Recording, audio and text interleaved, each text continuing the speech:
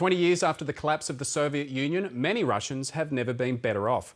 The country's supermarkets are full of food and consumer goods that were previously way beyond the reach of ordinary citizens are now freely available. But despite the improvements, more Russians than ever say they're unhappy.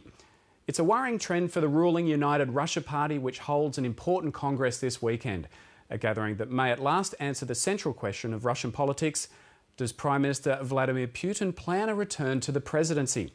Moscow correspondent Norman Hermont reports. Slava and Inna Pulakarov are a post-Soviet success story. Their Moscow kitchen is filled with appliances that would have been unthinkable in the USSR. The stove is imported, so is the coffee grinder. Step into the living room and it's the same story. But despite all the apparent prosperity, more and more Russians like these look back and wonder. We left something good in those times, failed to bring it to current life, and maybe we still drag something bad. Russian cities have all the trappings of rising consumerism, complete with IKEA and mega malls. But opinion polls suggest more Russians than ever, nearly 1/4, want to leave. Sociologists say the trend is unmistakable. We see that more and more people now think that something has gone wrong. Despite a steady diet of favorable coverage for the government on broadcast media, Russians give it disastrous reviews on the cost of living, medical care, and corruption. Part of the reason, more Russians than ever are traveling outside the country. And this expert says when they return, they don't like what they see.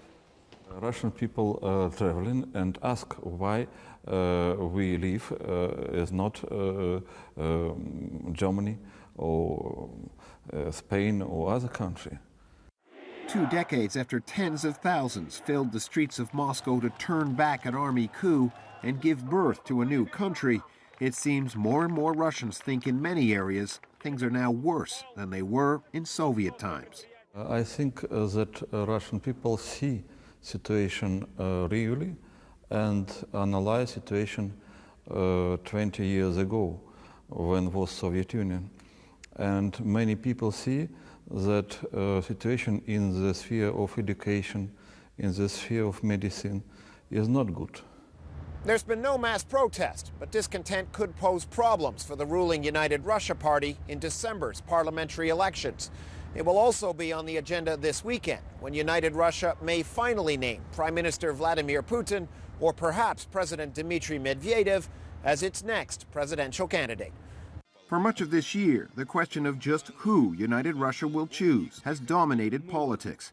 There's no shortage of speculation that Vladimir Putin wants a return to the presidency, that Dmitry Medvedev is ready to step aside, or even that the current president may run against the current prime minister. One thing is certain: in Russia's top-down managed democracy, whomever United Russia picks will be the overwhelming favorite to win next year. Norman Hermont, Late Line.